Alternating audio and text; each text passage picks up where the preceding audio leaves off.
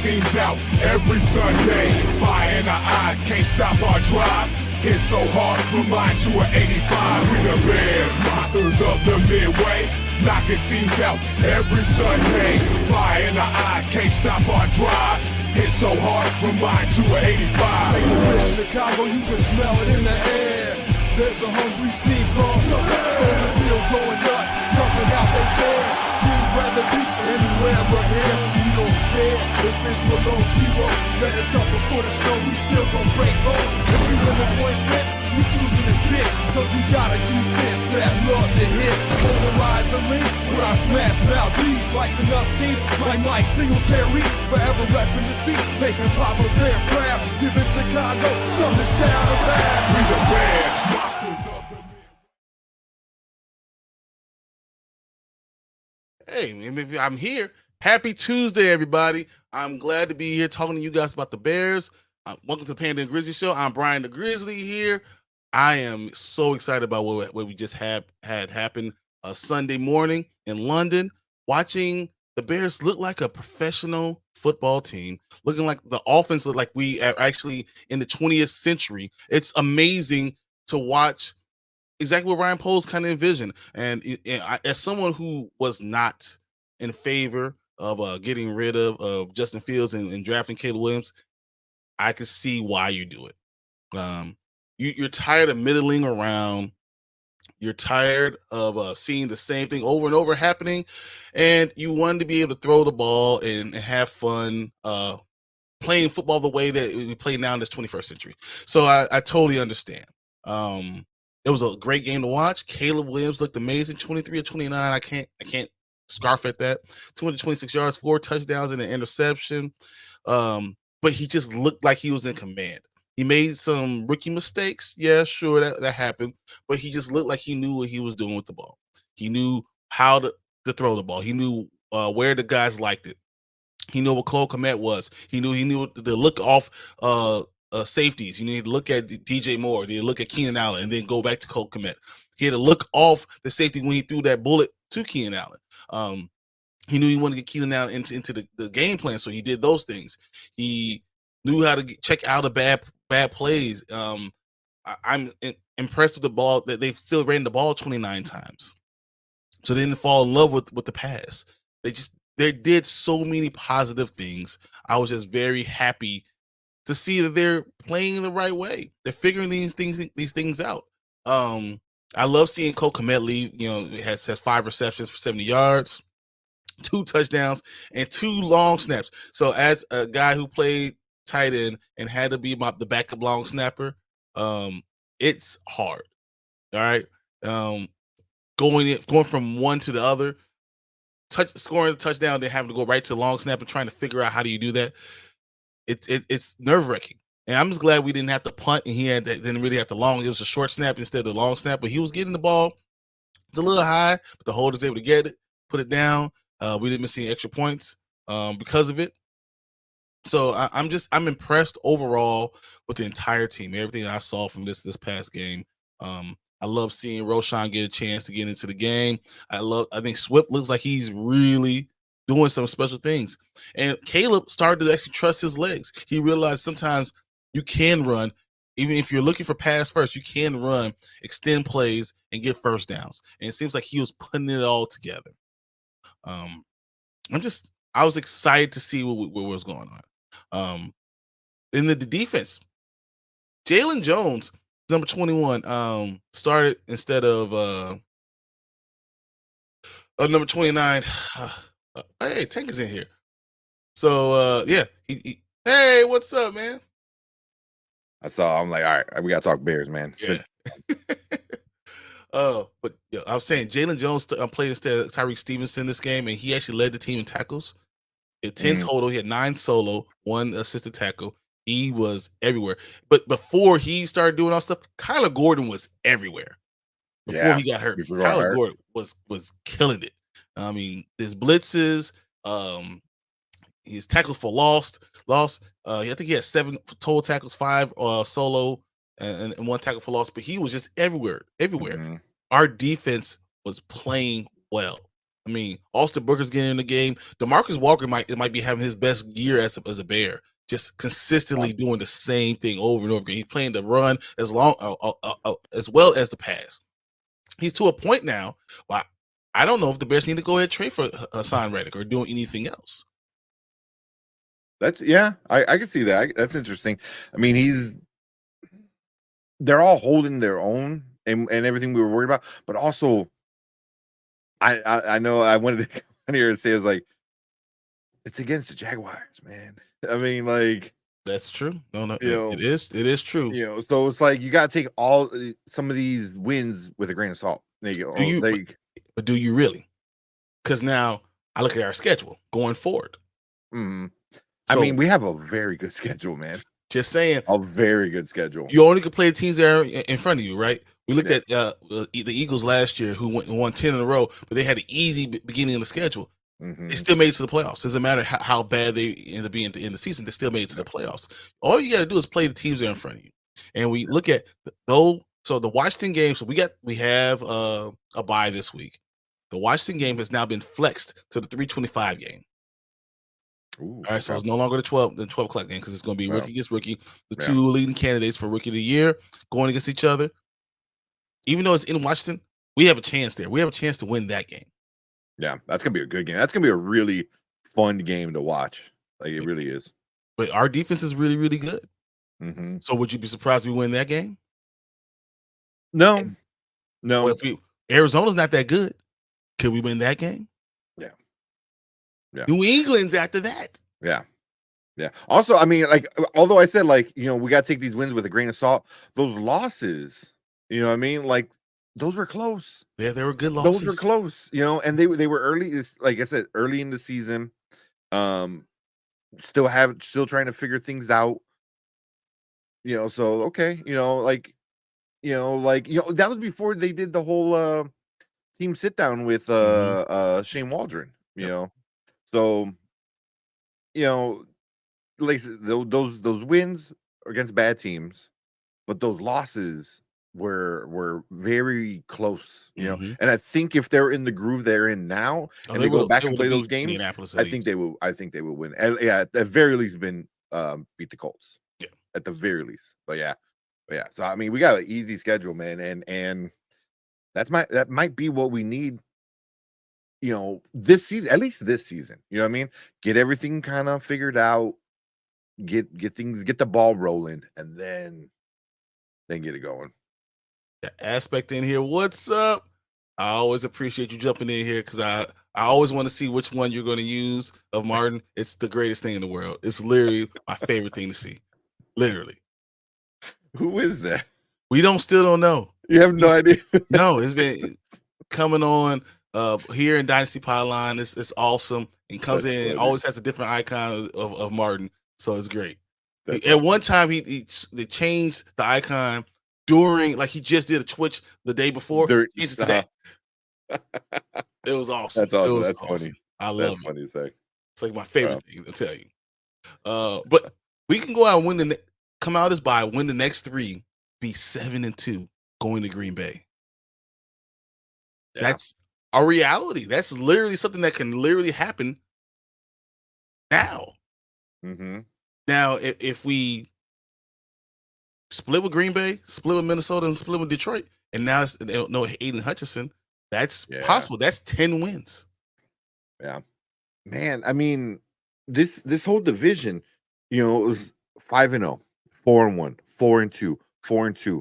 That's wild, man. That's wild for a division where we're like Minnesota. They got proven they're phony. Nope.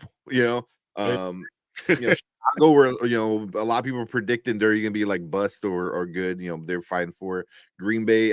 This is a insane division, and I love it, man. I love it. Like, I wouldn't want it any other way. It's just I would love to. I want all of them to lose every other game. I would hate every time Green Bay loses. I feel like an angel gets his wings. Yeah, like joy in my heart every time Green Bay loses. I don't have the same hate for everybody else, but Green Bay, they can lose every game for me. I really care less. Yeah, but it just makes the end of the season the Go for worst it. team is gonna win 9 games. Yeah. I really see it. Like, there's no Yeah. way at this point Minnesota's not going to win 9 games. They're 5-0. Mm-hmm. You know, they go under 500. They're going to end the season with 9 wins. Yeah. I mean, look at the NFC East. The best team right now is the Commanders at 4-2. They have 4. Everyone else has 3 or Philly Cowboys 3 wins. Cowboys was. I know we're supposed to be talking about Bears and stuff. No, but that game was embarrassing. That was embarrassing. They tried everything possible to embarrass them. Like, we're gonna make an O-line score. Like, You know why though? But you remember what happened? Detroit was mad from last year. They were angry. Mm-hmm.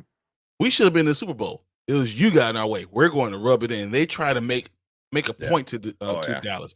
If we see you again, we're going to destroy you again. Like literally embarrass you. That was an embarrassing game. It was crazy.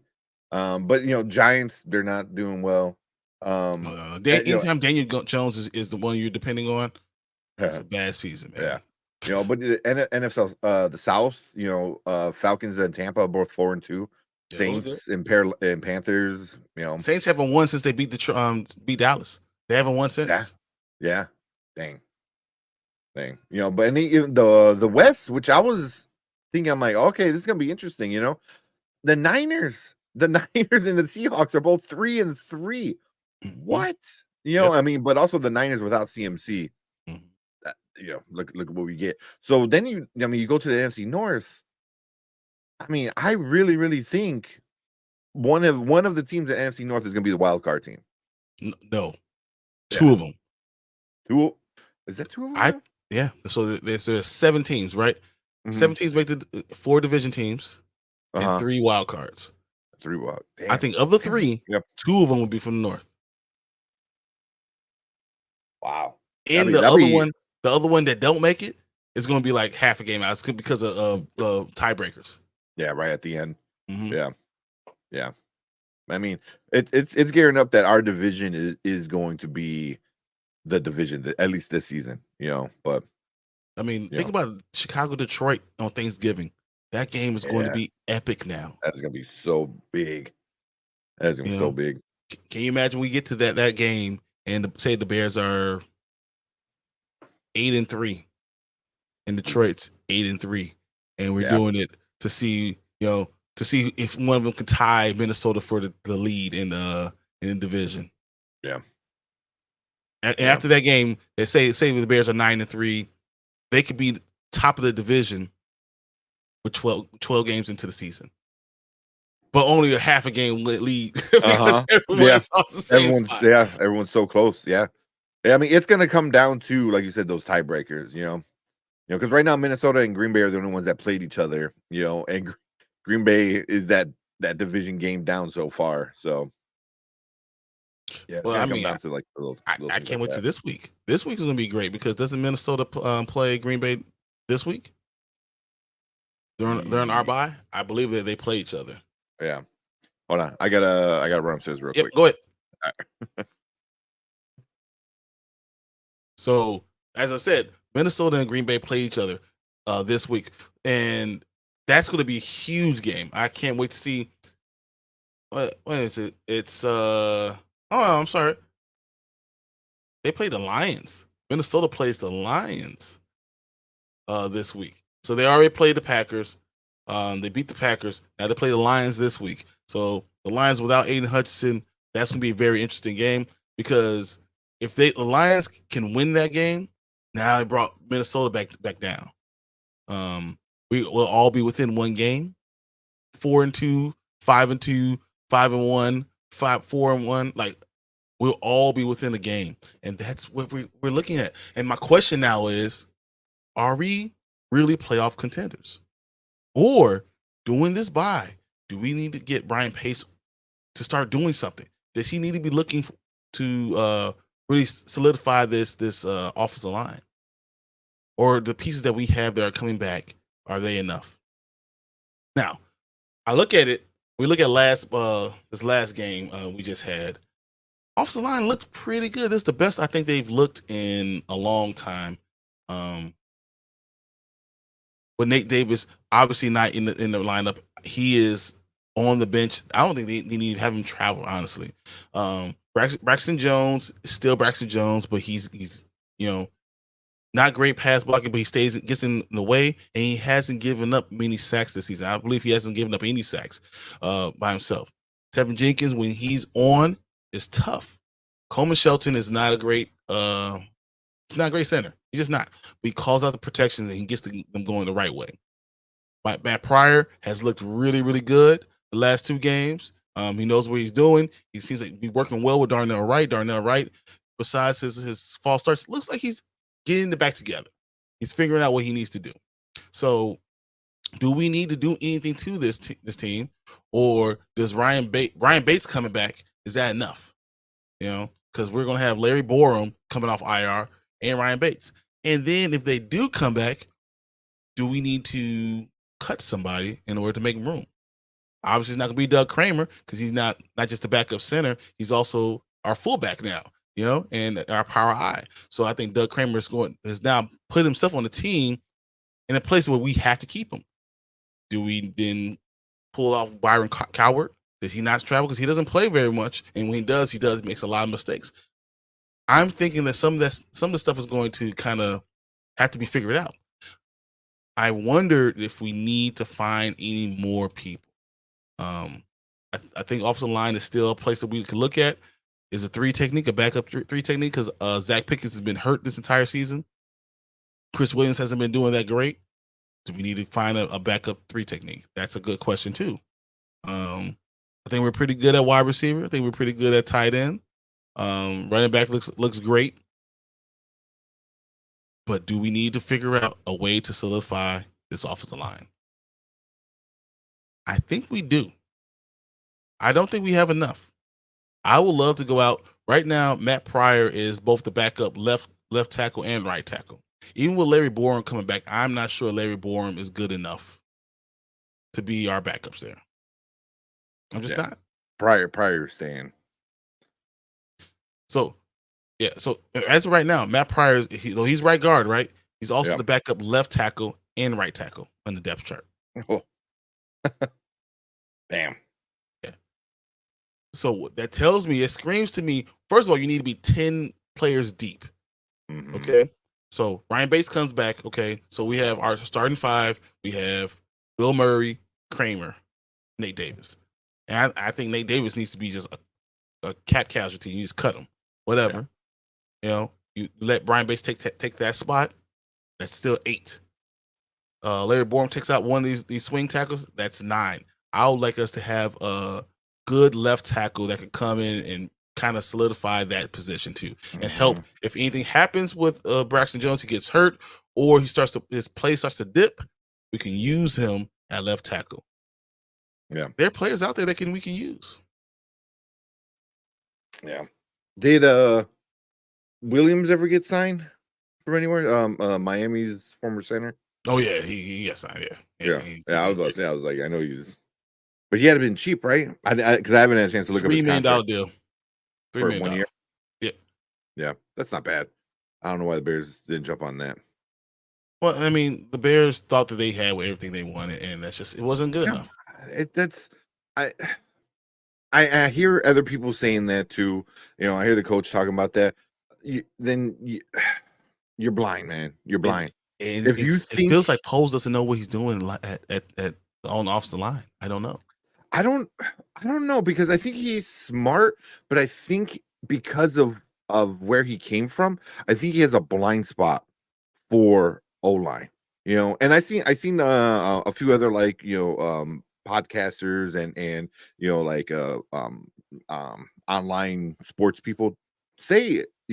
Even I heard the people on the score say it, that he sees himself in a lot of these linemen where he's like, I wasn't given a chance, so I'm gonna try to give them a chance. Yeah, and I get it. You can definitely do that. You can't do that for the entire offensive line. Yeah, all of them. Like, you could do that for a player. You know what I mean? Like, hey, you're gonna come in as a backup. You're gonna get your shot one day, and prove yourself. You can't do that for the entire O-line, man. Like, you gotta have at least 2 studs, and it should be left tackle, center. Exactly. That it should be that. Those should be your studs. Those are your all stars. Those are your main guys. And then you can kind of play around with other things. But right now, I don't know if he sees himself. He has that blind spot, that soft spot for O-line, and I don't know if somebody needs to like, hey, bro, you need because he's good. He's good. He's made pretty solid moves for the most part. But O-line, man, like you said, it's just he thinks we're good. He's like, no, we're good. Like, no, we're not, man. We're not. Here's what I want. Annoying. I want us to go sign David Bakhtiari. Okay. David Bakhtiari, he was a left tackle for the Green Bay Packers for a lot of years. Mm-hmm. He doesn't have a great history for his health, but when he's healthy, he is excellent. He's 32 even right now. He's able to move. I think that he'll be a great backup left tackle. He won't come in thinking he's going to start, but if Braxton Jones starts to falter or gets injured and you have to have breaking glass in case of emergency, right, he'll be a perfect person to have. You might even upgrade because then you're not getting your star quarterback injured. Yeah. You'll still be able to go ahead and run block and do all the things. David Bakhtiari might not be able to give you 17 games, but he'll be able to give you 8. Yeah. And I think that would be a really wise pickup because even if you paid him $5 million right now, mm-hmm, you have the money. Yeah. Yeah, it's there. Why give Larry Borum a chance to mess it up? Let Larry Borum focus on one side. Mm-hmm. In practice squad and the what's his, how you say his name?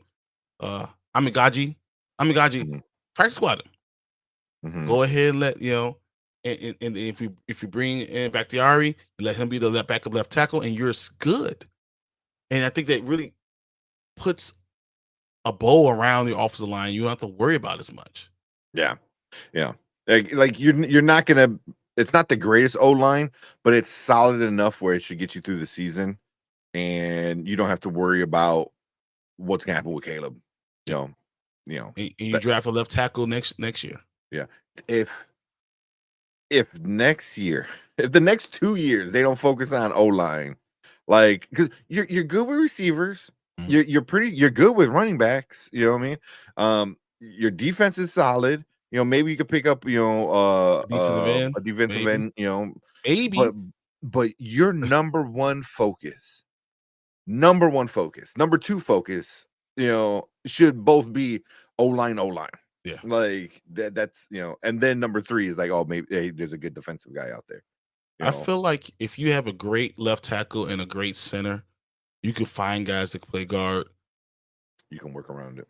Mm-hmm. And if you had that, you can do a lot of different things. And our problem is our center right now is making all the right calls. He's not physical enough to help in the run blocking. Yeah. And he can get dominated by a nose tackle. And mm-hmm, that's how you blow up any blocking scheme by destroying the center. And if you could get a guy who's just a monster, he leads the way. So you have that left tackle done, that center done, and everything else works out. Darnell Wright's going to be fine at right tackle. You can decide what you want to do with Matt Pryor and Tevin Jenkins. Mm-hmm. Whatever you want, or Ryan Bates, or whatever you want to do. But you have the key positions taken care of. And I just think the question is, are we a playoff contender? Till we figure out left tackle and center, I don't know. Yeah. Because there's one thing that's common with everyone else we're going to play in the MC North. They have great defensive line play. Yeah. Yeah. Dominant defensive lineman. Yeah. Yeah. Even with Hutchinson out, like Detroit still got a really good D line. Mm-hmm. It's just like their star guys out, but they're still dangerous. But what scares you more? What they could get Max Crosby, they could get Hassan Reddick. Don't say they could get the greatest of all time, Myles Garrett. Because the Browns are selling like it's a fire sale for the Browns. They got to. And if I'm Myles Garrett, I'm like, I'm out, man. You figure it out. I'm out. Can you imagine Myles Garrett in the Chicago Bears uniform? I would love it. You want to talk about dominant defense? Boy. Just say Poles works some more magic and he brings in Myles Garrett, then that's all you draft for the next 2 years is nothing but O-line. Like, I don't care.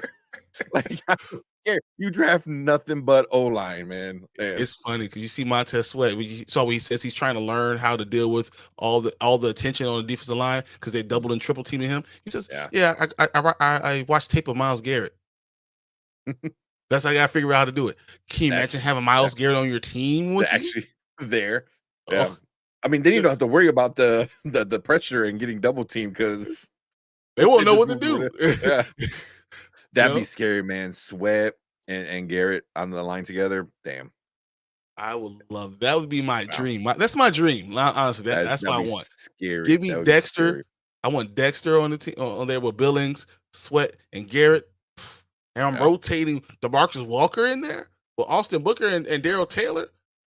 Man, you ain't gonna tell me. Would that be the I don't know if that would be the best. That would definitely be top it would 3. be it'll be the best defensive line in it. You think with Myles Garrett in there? Because Myles Garrett by himself is that good. Yeah. And if you cannot double team Sweat, then I don't know what you would do. Yeah. And you could put DeMarcus Walker at the 3 technique sometimes when you get past passing situations. Mm-hmm. So then you can you imagine putting Dexter, Walker, Sweat, and Garrett? Oh, I would never blitz. I would never blitz. Like, hey, go get him. Yeah. Yeah.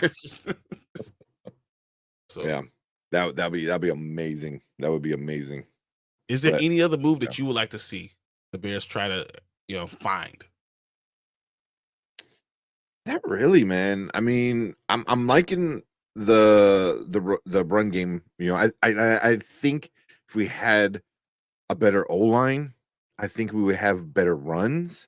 But with what we got, it's not bad, man. Like Swift is good, and I hated in the beginning of the season, the first 2, maybe 3 games. People were just dogging Swift, like, oh man, he can't run, he can't find a hole. I was like, what hole? Like, there's no holes, Like I was trying to explain to everyone that the Bears are running a zone blocking scheme, right?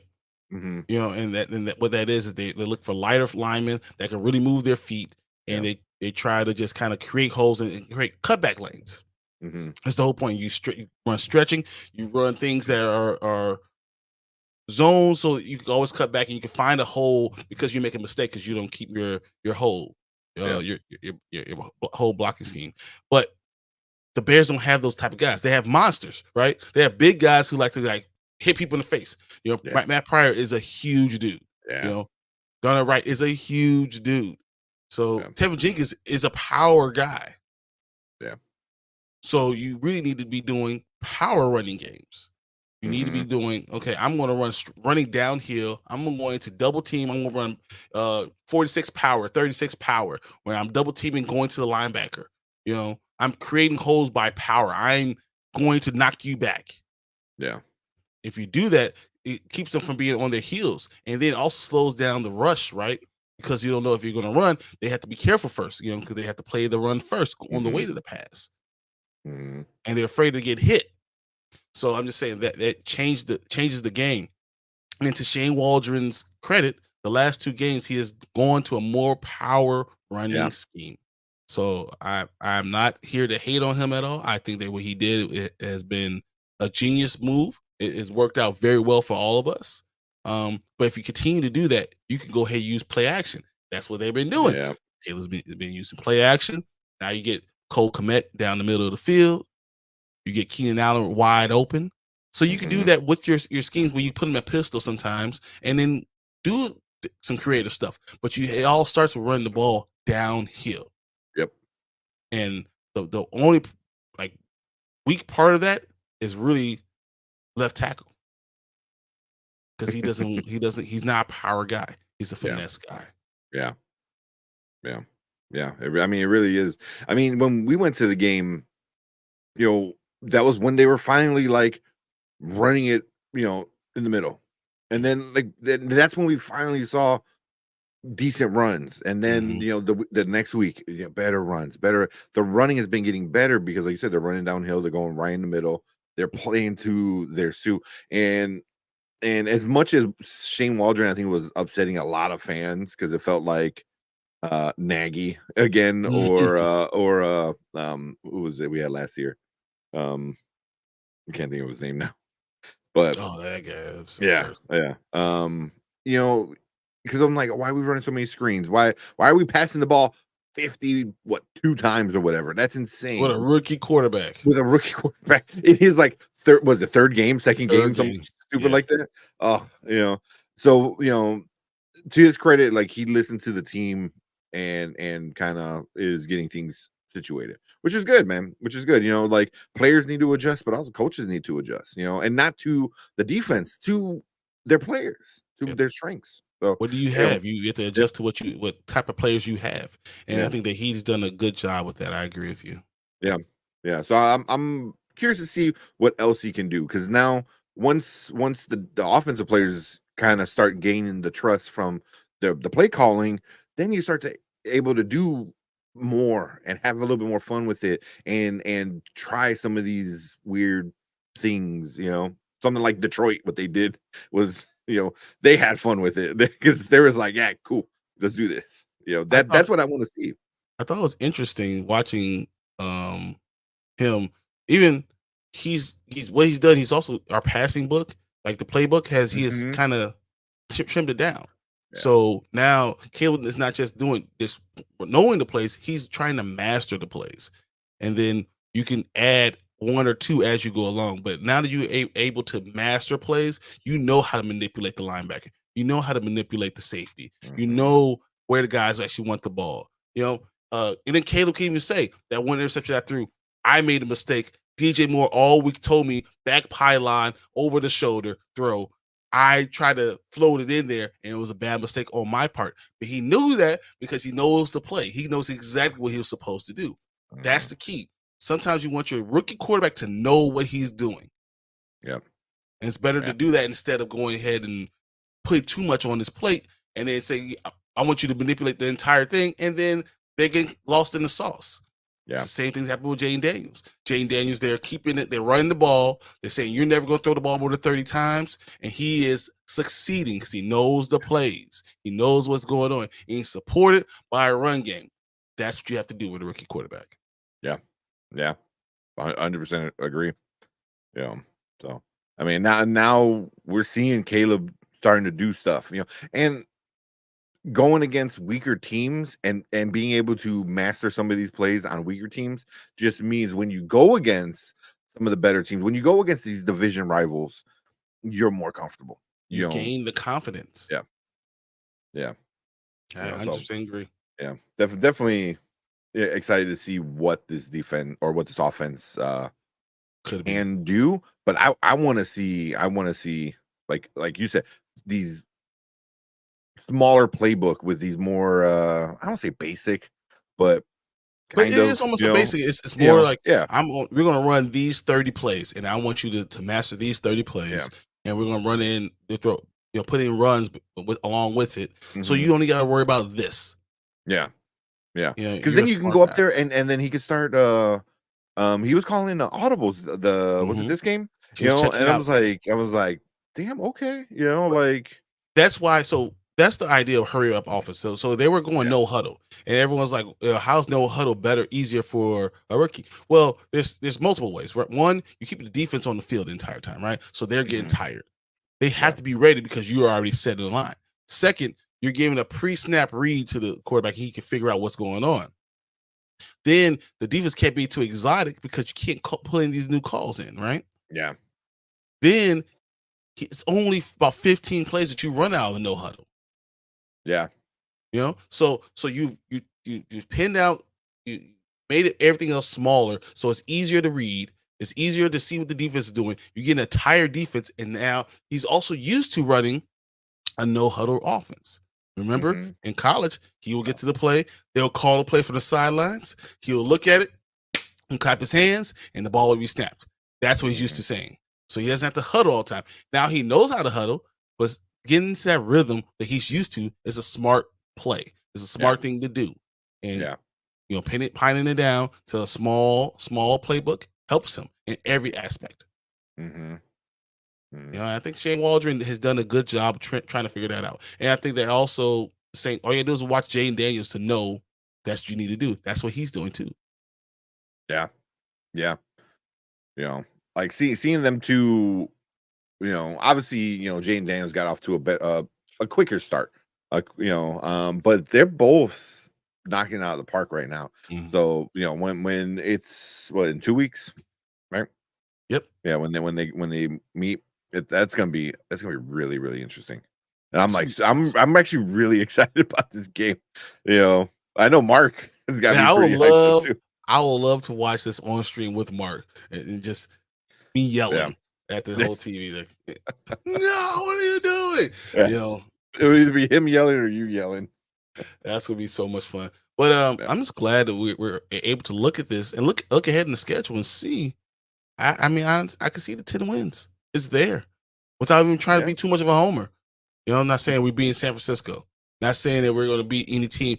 We could be Seattle, but you know, whatever. Arizona's been terrible defense. We could eat them up, and then we have a great defense ourselves. You know, these are realities now. We have to look at it and realize, yeah, we can win 9, 10 games and make it to the playoffs, and then anything can happen. Even with the rookie quarterback, you need to go ahead and try to get as far as you can because you don't know if you can get the same type of chance again. We have a 4th place schedule. Damn. If you win the division, you become a wild card team, you no longer get that same schedule. Yeah. I'm sorry. But then like if you start this winning culture like early on in Caleb's career, you know, and then he gets into the playoffs and stuff like that. For me, I always look at like Patrick Mahomes, and that's something that helped him elevate his play was all of the success he got early on in his career, where it was just like, oh, going to the playoffs is normal for me now, kind of mentality and thinking, you know what I mean? Where like he's at a level, he goes, if I'm not playing for a conference championship, if I'm not playing for a Super Bowl, then it's like, then that's not a good season. You know, like It's so funny. that's the culture. He's not playing well, and he automatically can do all of these great things because he still wins. All he knows how to do is win. You know how winning's you have to learn how to win.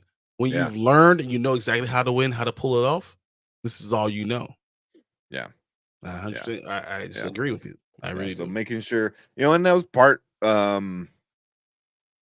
you know, I don't say that's why Fields failed here, but it was just he was part of this culture where like who's the starting quarterback? We got Andy Dalton, we got Nick Foles, then we got this guy, you know, and then they can't figure this out. They can't figure, and everything was just all over the place, and the losing culture just continued, you know. And I don't think it was Justin Fields' fault. I don't feel like it was, but he was just part of that culture, and a lot of fan base were going after him, you know, because obviously the quarterback, you know, that's always the guy, you know. So if we can get Caleb in a winning culture, you know, as early as possible, especially in the first season, I think it's good things, you know, and he has that ego, you know, which I still don't love, but you know, you win, like that ego gets bigger, you know, and that bigger ego means like you demand that greatness, that, you know, the I don't want to say perfection, but that level of success, you know, with that big ego, you know. So, you know, look at Tom Brady, perfect example. That man had a freaking ego as big as yeah. You know, had right. He didn't come in and start news broadcasting. Because I'm the greatest broadcaster of all time too. Yeah. What? Whoa. You don't know nothing. Yeah. So, but no, I think this honestly, we have opportunity this season to really do something special. And this is what we thought in the off season. We didn't know if we were going to get to this point. I'm glad that we have. I'm glad that we are actually going to enjoy games a little bit. We can watch them win and not be pulling all of our hair out all the time. So, but I do want to make sure everyone remembers he's still a rookie. He's going to make rookie mistakes, and that's okay as long as he learns from the mistakes. And so far, he has been learning from every mistake he's made. Yeah. He's been getting better every single time. So Great, yeah. great. Yeah. He keeps putting up 30 points a week. That's hard to lose, man. You put up 30 points, it makes that defense a lot their job a lot easier. So I mean, we still haven't given up more than 21 points in the game. no, I'm looking at like total so far. We allowed points allowed 101 points allowed.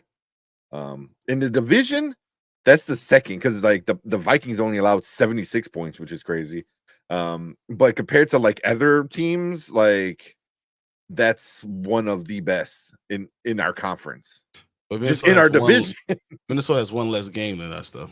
Yeah, that's true. Yeah, they have the five games and we got 6. But yeah, but yeah, because that's about 76 to 101. So the Bears have not given up more than 21 points in the game in 2 years. Wow, 2 years, damn. Mm-hmm. Since Dallas. Damn. It's the last time. So the Yeah. Bears I know have we have held a a good team under 21 points for a long time. Yeah. Yeah. And our home record is like pretty was it 8, I think now? 8 or 9? 12, isn't it? Like 12? Yeah, Is it? Damn. Yeah, it's something crazy. Yeah. So, yeah. But all right. I mean, I do want to ask you a couple questions around the NFL stuff that kind of happened today. Tell me what you think about it. Think about it. So with the Jets, yeah. Devontae Adams going back to Aaron Rodgers. Matter of fact, Aaron Rodgers be on the Pat McAfee show and then looking off the screen, like me looking at here, and then saying, "Hey, come over here real quick." And Devontae Adams walking into the screen like he was there the entire time was freaking amazing this morning. And I hate them. That I didn't even know that happened. That happened. So Aaron Rodgers was a guest on the Pat McAfee show, and Aaron Rodgers kept going like this. And it's like, "Hey, come on over here. Let's talk real quick." And Devontae Adams walks out onto the screen. It's like, dude, so you were there the whole time? Yeah, just sitting there. I thought that was nuts. So, as much as I hate both of them because they're Green Bay Packers, and clearly, if I saw them on the road and it was a zombie apocalypse and they needed a ride, I would hesitate before stopping. I might not stop for Aaron Rodgers. I don't know.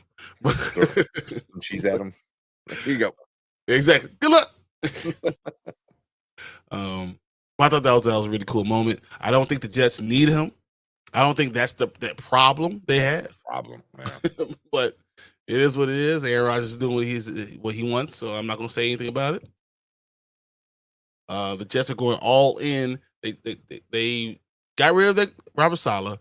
They took away the play calling that Robert Saleh wanted to do, and went and got Adams, even after losing that game. And honestly, they missed 2 of those field goals. They should have won the game. They should have won. Yeah. That happened, and then we got what's it? Amari Cooper leaving the Browns and going to the Bills. Oh, the Bills now have Amari Cooper. Yeah. So though the Jets got Devontae Adams, the Bills said, "Oh, really?" Mm-hmm. Amari Cooper. Yeah, I think that's bigger for the Bills than because DeAndre going there, the Jets got bigger problems, like coaching and Rodgers and the coaching and stuff like that. But Cooper going to the Bills, that's gonna instantly like make. They actually have a professional wide receiver now. Yeah. Like Josh Allen can throw to somebody. So Keon Coleman doesn't have to be the one guy who only got 1 reception anymore. Mm-hmm. That's a huge deal. Yeah. I don't know if you guys saw Cam Akers that traded back to the Vikings. Oh, that one I didn't see. Yeah, so the Texans traded Cam Akers back to the Vikings for a conditional pick next year. Okay. So he is now going to be a running back with Minnesota. Not bad. Detroit extended their defensive tackle, McNeil, I believe it is. Is it McNeil? Yeah. So they extended him. The owners approved Tom Brady for buying the Raiders to get his percentage of the Raiders. So he's now officially an owner. Tom Brady? Mm-hmm. Really? And how much is he owner of the Raiders? I It's a didn't even minority know. stake. It's a minority stake. It's not a huge Oh, thing. okay. Yeah, that's what I figured. But what it is, that's why they won't allow him to talk to teams beforehand before he does the broadcast. Mm, So I don't know. So he now has done that, and that helps. It was a 17-month process, and Tom Brady got his percentage of the Raiders. So I don't know what percentage it is. I was looking for it, but he's now officially a minority partner. why the Raiders? I don't know. They're just cheap. Like, I wonder why the Raiders. That's a good question. Why would he choose the Raiders after all that? I don't know. But it was crazy. What if he comes back and plays one more year with the Raiders? Does he have to give up ownership of the team? Why? You think so? No, I don't know. I don't think so. I mean, especially like you said, being a minority shareholder. I don't think he would need to, but just having Tom Brady like go out there, owner, player. That sounds like a Tom Brady move, That doesn't sounds like a Tom Brady thing. And then winning another Super Bowl with the we're talking about the Raiders. Nah, that ain't gonna happen. Yeah, I'm not. So the Jets, after they acquired Devontae Adams, they put Mike Williams on the trade block, and you know why, right? Because Aaron Rodgers is the GM of the team. That's what's going on. Yeah. And Mike Williams ran the wrong route.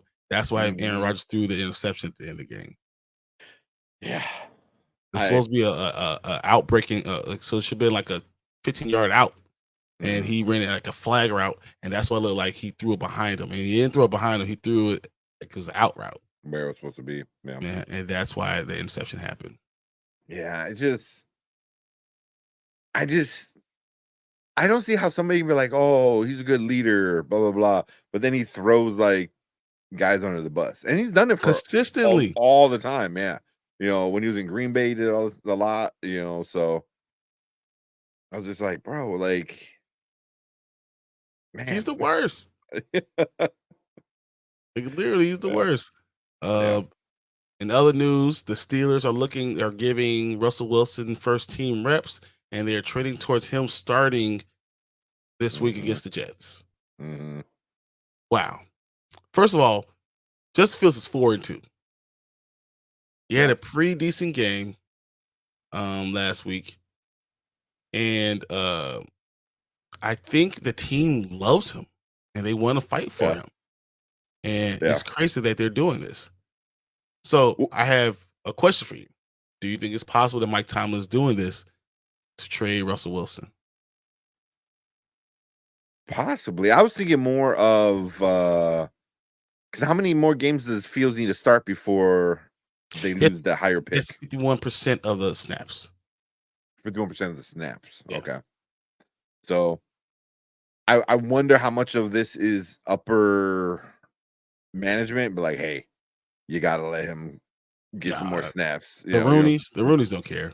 I don't think the Rooneys actually care, but because I don't think it's a fourth or a sixth, it doesn't hurt them in that much anyway. But I will say this: if you can show that Russell Wilson is healthy and that he's just not as good as Justin Fields, or it just works because he's going against the Jets, who's a great defensive line, going against your terrible offensive line, and Russell Wilson, who can't run, but he showed that he could play. Does Miami come calling? Ooh, I think we talked about this too last time. Wilson going to Miami? Yeah, and I mean it'll be good for him. Maybe they show one good game. He doesn't even have a great game, just a good game. I can see it. I can see it. The problem is the Jets defense is really good. Yeah. And what if it says that it shows that Russell Wilson can still throw, but he needs an offensive line that can block for him, and we can't do that. And Justin Fields is the best asset we can use to do it with our offensive line, but he's used to it. And then allows Russell Wilson to then go ahead and go somewhere else. It shows that I can still throw the ball. I just can't do these things. Yeah. It's a possibility. I can see it. Like, 'cause right now, Dolphins got to figure something out. As much as I don't want to see people like leave, football, especially like in their prime, Tua should 100%. To Like yeah, he and needs to, man. He and it's needs to. terrible because his coach said 100% that that he's going to come back this season. That's horrible. It's one of the worst things I saw, man. Yeah, yeah, and I'm not saying because he's a bad player or anything negative. It's just it's health, man. It's a 100% Life, quality of life. I mean, look at what's going on with Brett Favre. Fat He's starting to get all these like Parkinson's. He's gonna have Parkinson's, Parkinson's disease. And they're saying it's because he got Too the many shit hits. beat out of him. And you're doing it in your 40s. Yeah, for so long. I mean, he had big guys beating on him. Warren Sapp just bashed him on the floor multiple times a year. So yeah, man. I mean, I feel bad for Tua, and I really like worry about somebody's like health when it comes to something like that. Because that many concussions in that short amount of time, it's not good. And he took it in college too. And I just think that he needs to be out. Yeah. So, but I'm thinking they say reportedly he is symptom free. They should let him do 2-hand touch. Everyone else go tackle. Tua's 2-hand touch. That's what we gotta go. Yeah. Yeah, Anzo in the building. Yo, what's up? Said, bro, I had Dak in. This dude got me -4 points. Oh man. I said Detroit's going to destroy them. I literally said on Sunday, like, they're going to destroy them. And I had their defense. The defense gave me -7. Oh, Jesus. Mother. Yeah, I was like really? You know what I do? I stream a defense now on ESPN. I just go whoever Carolina's playing. That's what I'm going for. That's defense. whoever. That's not a bad strategy. It's a Carolina or Miami. That's where I'm going. Yeah. No. I thought they were gonna be pretty okay, but a lot of these guys in the league, this league I'm in, for whatever reason, man, they pick up 2 defenses, and it's the most fucking annoying thing in the world. It was like, can you stop? Can you not do that? I'll outsmart you guys. It's all right. Take your stupid defense, whatever. Yeah. What up, Chicago Tribune? How y'all doing? Kadani, how you doing, man? Man? So glad you came in and stopped in and said hi. Appreciate you, man. Always. Oh yeah. Said lost my week because of that. Yeah, I believe it. Yeah. Mm-hmm. But look at this. Devontae Adams is going to mean a lot to you, Anzo, because now he's going to the Jets. Yeah. So I don't know if it's so B2, and it says Adams to the Jets, good trade. So I don't think it's a great trade. It's a 3rd round, conditional 2nd round, depending on what happens. Mm-hmm. I don't know if it's a great trade, because I don't think anyone will give him a 2nd rounder. But the Jets need a spark, and it could be enough of a spark to do something. Yeah, it really could. Even though Garrett Wilson, here's the stat for everybody: Garrett Wilson was the most what's called he had triggered the most, so he had more attempts go to Garrett Wilson than anyone else in the entire NFL. Really? Yeah, he's been targeted more than anyone in the NFL. He has more targets himself than anyone. I mean, that's gonna obviously change. But it was by a lot. It wasn't even close. So Garrett Wilson owners, yeah, I'm sorry. I'm one of you. Yeah. I mean, if you had PPR with Garrett Wilson, damn. So Garrett Wilson's been scoring like 28 points. He almost beat Mark just because of Garrett Wilson. If he would have got the last touchdown, they hit him and they got that little concussion. I would have beat him. Little concussion. He would have scored me 30 points. That's crazy. That's wild. Yeah. All right. But, I mean, they've been trying to hook up back together for like years at this point, ever since Adams left. Yep. It was just like finding a way. Come on, I hear Pittsburgh was the better deal. Oh, that would have been nice. But Adams wanted to be with Rodgers. Exactly. But for what, man? For how long? Like, if Aaron Rodgers, only way I do this trade is if they told me, hey, Aaron said he'll stay an extra year if you get Devontae Adams. But next year, Devontae Adams is owed $30 billion. And by who? Who's gonna pay it? So if he stays on the Jets have to pay him $30 million. If Aaron Rodgers is not there, there's no way you do that, and he becomes a free agent. So it's a win-win for him because if he becomes a free agent, he could go ahead and choose which team he wants to go to. So he can play with his boy for this year and then go to the Chiefs next year. Damn. That's interesting. So double coverage on Wilson will loosen up with Adams. Nobody was scared of Mike Williams. I hear you. I hear you. But I think that Aaron Rodgers is going to force the ball. Going to force the ball to Devontae. And Devontae is still a great receiver. He still creates a lot of space. And I think Garrett Wilson is going to actually not get the ball as much as he needs to. I think Garrett Wilson was turning into a very good number one receiver. I don't think he was the problem. Even with the double coverage, as I say, he got targeted a lot, caught the ball a lot, and he was doing a lot of scoring. So, we'll see what happens. Yeah. I think Amari Cooper is more important of a trade. So, heck yeah. So don't tell me that. No, he's gonna force it in there with Adams, 100%. 100%. You know, they're gonna keep it simple routes, and he'll find ways to make sure Adams gets a touchdown. I can almost guarantee. You know, who they playing? Who'd you say they're playing? Jets and Steelers. Steelers this week, yeah. And you know, I'm doing my pick'em games. I am definitely choosing the Jets over the Steelers this week. If it is going to be Russell Wilson. Russell Wilson he's a statue, and the Jets defensive line is amazing, and they made Josh Allen look normal. What do you think is going to happen with Russell Wilson, who didn't have preseason or any games this season to even do anything? Are they just going to hit him and his cleats just stay there, like in the movie? All you're going to see is the cleats and see his body gone. Yeah. Why would I don't know? Mike Tomlin is a genius. I trust him in most points.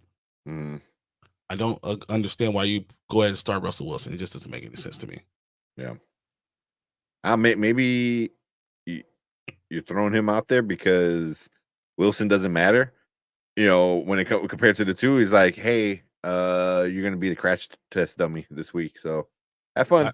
I don't think what's called even matters. Like Russell, I mean, if you start Justin and you give him a little bit of blocking, he's the better option. Doesn't matter. Like he's going to do what he needs to do. He can run. Yeah, he can move. Exactly. Yeah, I don't know. Okay. All right. I want to run through these waiver wire pickups real quick, guys. Not gonna spend a lot of time on it. I would say the first one I have is Tyrone Tracy from the New York Giants. He's been doing a great with Devin Singletary out. Last 2 games, he's been amazing. I think he's a great one. I'm 100% for Tyrone Tracy Jr. being the guy. And Johnny, I agree. Wilson equals audition for trades. I 100% agree. Just show that he's healthy and he still has an arm. Yeah. That's it. Well, like you said earlier before you came in, Johnny, Miami. Miami's perfect. Yeah. Miami said you need a guy who can't play.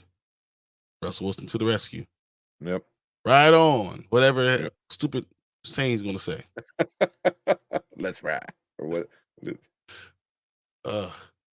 Right on Dolphins. Whatever. Another one would be for me, Ray Davis from the Buffalo Bills. So it's hilarious to me because Fredo always said Ray Davis all this offseason, you know, and all of a sudden we turn around and Ray Davis is running better than James Cook. And though he has this toe injury, it looks like it might be a couple of weeks. Ray Davis looks like he's going to be a guy who might continue to run the ball even when he gets back. So I think Ray Davis is another really good waiver wire pickup. Of course, Tony Algier. Anytime you see Algier, you try to grab him because you know what they're going to do. Atlanta's going to run both of these guys. Bijan and Algier are both top tier starting running backs. That's what it is. You know, Once they realize that and they start using like David Montgomery and Jahmyr Gibbs, the better they'll all be. And my last one will be, in my opinion, Ty Chandler. Even with this trade with Cam Akers, I think Ty Chandler is going to be a great addition to Aaron Jones. And ever since Aaron Jones kind of started, he was getting all the bulk of the runs. Ty Chandler's been slowly taking smaller pieces, and I feel like now he's actually getting catches to go along with his runs. So Ty Chandler might end up being very viable, especially as a flex option, especially in deeper leagues. So that's for me. Mm-hmm. There's two other guys I like, but I'm gonna see if you have anyone you want to talk about. I mean, I'm just kind of going off the bat. The one that I was kind of interested in was actually Jacksonville's like backup running back. Tank. Well, no, Tank what happened? Tank Bixby? Oh no. I mean, well, yeah. I mean, but he's rostered pretty high. Yeah, Tank Bixby is like 80% roster. Yeah, but I was thinking Ernest Johnson because Etienne, I think Etienne is out, so Johnson might get some more play. I'm thinking like deeper leagues and stuff like that. He's not gonna be your starter, but he's gonna go in and I think he's gonna get some more numbers. So if you need like something kind of quick, another one that was kind of interesting was Vidal. Yeah, Vidal. Vidal. We've been talking about him since the offseason. We knew that the other two running backs are going to get hurt. Yeah, exactly, man. Yeah. So yeah, Vidal is definitely, and he's like what is he, 16% rostered? So yeah, he should be out there. And the next couple of games, Arizona and the Saints. I mean, I don't know how much he'll do against Cleveland, but after that, you got Tennessee. So he might not be too bad if you need, you're in a hurt for some running backs. But yeah, no, I agree. I agree with everything you're saying with that. Yeah, that's about it. Because a lot of other people are still kind of high. Damian Pierce, if you haven't picked him up. Yeah, he's gonna be available. But the thing with Damian Pierce is he's wrong behind the wrong guy. Yeah. Yeah, that's just Joe Mixon is gonna be a monster, man. That's just what it is. Yeah, but I mean, Joe Mixon has been healthy for a while now, for a couple years. A while, but he got hurt for two. But he got hurt for 2 games, so now he's rested. And he's coming back, and he's going to be good for another 4 games, and then he'll get hurt again. Yeah. Well, he put up 27 points. Yeah, in the standard league. 13 attempts, 102 yards, a touchdown, and then another 30 yards receiving, and a receiving touchdown. Yeah. So, man, Joe Mixon is, and he's doing it. But I mean, Pierce is if you need somebody, I would pick up Pierce just in case. But yeah. Okay. All right. What about wide receivers? Man, I would have to look into that one. For me, I can tell you off the top of my head. I mean, Christian Watson, who's not owned in a lot of leagues. I mean, he's probably on the higher end. I think Christian Watson shows that if he's in the game, they're going to throw him the ball. He's their deep threat. Yeah. If you got Dobbs, Watson, I mean, they have a lot of guys. It's kind of pissing me off. They always have someone else, But Watson might be a good guy. He's available in a lot of leagues. Another guy would be Juju Smith-Schuster. Why? Because he's in Kansas City. They have rapport, and they're going back to the old guys. They got the band back together, and Juju Smith is going to end up getting touchdowns again. It's just what's going to happen. Xavier Worthy, Rice is out officially for the rest of the season. Xavier Worthy is going to be more of the stretching guy. Travis Kelce will be in the middle, and Juju Smith will end up being the number 1 wide receiver again. So you get a guy who was on the trash heap, giving you good numbers again. So that's a good option. Demario Douglas apparently looks really good with the New England Patriots. Now that we don't have to worry about Brissett throwing the ball. Now Drake May has the ball. He's going to use his arm. Drake May has an amazing arm. He impressed me with New England Patriots. So I think that it's time for Demario Douglas to go ahead and get picked up. He's pretty much about 15% owned. He's a really good one to go grab. And my last one will be Rashad Bateman, just because the Ravens look like Mark Andrews has woken up. He's no longer a left tackle. He's back to being a tight end. So they have the middle of the field pretty much figured out. Bateman's the only one stretching the field. I will go ahead and think that Bateman. And it seems like Lamar is just on it. Lamar is been throwing the ball. I think the Ravens have 20 touchdowns this season. Damn. Already they're number one in the league. They're just doing amazing things on offense. I think Rashad Bateman is going to be someone who's going to catch a lot of those long balls. He only has 4 or 5 targets, but he always ends up like 60, 70 yards and touchdown. So I think Rashad Bateman might be a really good one. Pick it up. I like that one. I'm looking at one guy that really popped out that was because usually when I look at like waiver wires, I look at who's like low rostered, you know what I mean? And somebody who's actually reasonable, who's somebody that you actually might be able to pick up.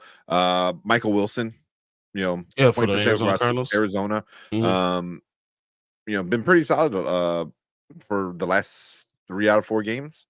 So yeah, you know, he's gonna be somebody coming in. Is Harrison gonna play this week again? It looks like he will. All right, the concussion protocol. Yeah, it looks like he will pass the clear the concussion, but it doesn't matter. I still think Wilson's a good pickup, especially if you're hurting at wide receiver. I think that's a good one. Yeah, you know, he's a good one. But you know, I mean, there's really not. I mean, I'm looking at Noah Brown. It's not bad, but I mean, he's gonna get you maybe 7, 9 points. You know, but that's a real deep kind of league. You know, like I said, the league that I'm in, for whatever reason, defenses are hard to pick up, and receivers, just everyone pick so many damn receivers. You know, I swear I'm playing in a league with like no running backs. What about tight ends for your league? Tight ends is not as big. You got the main guys, you know, doing their thing. I have Ferguson, so okay, you're good. Yeah, you know, so I'm looking for a tight end. You know, I'm trying to see. You know, if you're looking for one, I mean, I think Zach Ertz is finally kind of Zach Ertz putting himself in Washington's, especially this week and then next week. The Bears are not good against good tight ends. How do I know? You want to know who had the most most catches this week? Jacksonville's tight end, coming off an injury, had the most catches again this week for everybody. This is what happens. The Bears just not good against tight ends, and that's just what it is, you know. And I think that going forward, Zach Ertz will be a good one to pick up. Just makes perfect sense for me. I mean, if you really need another one, Kate Island's a good option. He's not bad. But the number one thing I was saying is after seeing this week, Evan Ingram being hurt as much as he usually is, that might be a really good pickup for everybody. For Jacksonville, he's going to be their leading receiver. I can see that. Just tell you. Yeah. Even the next couple games, you know, against the Pats and then Green Bay and Philly, Minnesota, Detroit, and then on a bye. So you can get some decent points. I think you can get double digits out of them. Although every year I pick up Ingram, every year he just burns me, man. Where he decides as soon as you get him. Every year, but then every other year I don't get him. He's like having a great year, you know, double digits every week. So, but yeah, he's coming off an injury, I think. Evan Ingram, he hurt his hamstring the week 1 in of the first game. So like in warm-ups, he hurt his hamstring and never played. So that's what ended up happening for him. Wow. Yeah. So, but yeah, I think Zach Ertz is the guy to pick up. You know, look at 36% rostered. You know, Jenny Daniels, you know, is playing. So, you know, he's definitely getting the ball around. So, yeah. But that's what happens when you do that. You go ahead and pick up Zach Ertz, because you think that who's tight end's best friend. I mean, who's a rookie quarterback's best friend? The tight end. Yeah. So that's what you end up trying to grab that. So I think that makes the most sense. Yeah. So Denver wide receiver Veal is a good pickup of the week, but Reynolds on IR. Yeah. I agree. Yeah. I 100% agree. I think that's a really good pickup overall. What do you think about Gabe Davis? Besides, I hate him because every time I grab him, he kills me. It doesn't do anything. Every single time, But he's an interesting play. Yeah. Because Gabe Davis got to what? He had 2 touchdowns this past week. He had 27 points or something like that. I'll look up his stats real They quick. always continue. Whenever you least expect him to do something great, he does something great. Yeah. I mean, but also he's coming off of like 2 or 3 really bad games, but I mean, he got it together, this past week, against Chicago. But also when I wonder, I have to go back and have to pay attention because I wonder how much did he get towards the end of the game when Gordon was out and the Bears were playing a little bit softer. He was the only one that scored the touchdowns. He was it. Yeah, he got the 2 touchdowns. Yeah, he was the one in the beginning of the game and one in the middle of the game. So it was just him. I mean, he was 5 for 8, 45 yards, and he also dropped the touchdown. He also dropped the touchdown too. Yeah. Him in the face. Mm. And I remember I was reading someone said, why is Trevor Lawrence throwing the ball at some people's face? Like, because it's accurate. It's an accurate throw. It's like, throw it somewhere, throw it in their chest. No, that's a bad throw. You want to throw it where people can see and make the triangle. So that's just what it is. And hopefully, if it goes through their hands, it just gets stuck into the hole, right? The face mask. But yeah, I mean, the 2 touchdowns is what really saved him. I wouldn't trust him yet, man. He's 27% roster, 7% started. I really won't trust him. Because he had a good game, but it was those 2 touchdowns. New England, maybe it's a good start. Point. New England is not a good defense. Yeah. And Drake May's going to throw you the ball. He's going to get some touchdowns. Don't get me wrong. And New England will be in this game. Mm. But their defense is not good. Yeah. So, I don't know. It's something we keep your eyes on. Speaking of quarterbacks, are there any quarterbacks that you would consider picking up? Let me see who we got. So, Flacco's going back to the bench. So do you pick up Russell Wilson? He's gonna be the starter. He's not very he's not rostered high. If you need a quarterback, if you need a risk, you go through Andy Dalton. You looked at Drake May. You look at Spencer Rattler. I'm not picking up Russell Wilson, and I don't think he will be a high commodity. Even exactly, I think that'll be a very bad risk. I think Mike Thomas trying to see if he could give him a spark or be trade bait, but I think it's a bad bet for this week for him. Yeah. On sleeper, I'm really surprised. Aaron Rodgers is only 47% rostered. Yeah, because he keep on dropping him because he keeps on pissing you off. Trust me, I dropped him twice now. Yeah. So, I mean, it's a lot going on, guys. I mean, we have a lot of rookies coming, getting their starts. Joe Flacco is still standing around somewhere, just taking jobs from people. Richardson might just get benched for Flacco again. People are going to start calling for Flacco. Don't let AR have a bad game for Indianapolis. Just telling you. I was glad to see Spencer Rattler do decent for New Orleans. So, but I think he's going to be a good quarterback. I think he will be the quarterback of the future. Just mark my words. In a dynasty league, don't hesitate to try to pick up Spencer Rattler. I think that'll be a really good pickup. Mm-hmm. But try to bring it all back to the Bears, guys. We're on bye week. We're going to enjoy this. We'll watch all the other teams beat up on each other, and then we'll be a prime time game against Washington Commanders next Sunday. Can't wait. It's going to be awesome. Then tomorrow we'll be on Dynasty Pylon, trying to get you guys ready for the Thursday night game. Yeah. And then Sunday we'll be on the morning spike, getting you ready, get your lineups ready for this great game, this great week, which we will be on by. Can't wait. I want to say thank you to Tank for jumping in here tonight. But guys, you gotta go. I'm only here so late because I was on Anzo's show, but gotta talk to you guys first. All right, always. Appreciate everyone in the comments, all the stuff that was going on. If you guys got anything else in there, let us know. I'll be paying attention to all the comments, and I'll be answering anything online. Join our Discord. It's in the description right now. Appreciate everybody, and we'll see you guys next week. Cool. See ya. We the Bears, monsters of the Midway, knocking teams out every Sunday. Fire in our eyes, can't stop our drive.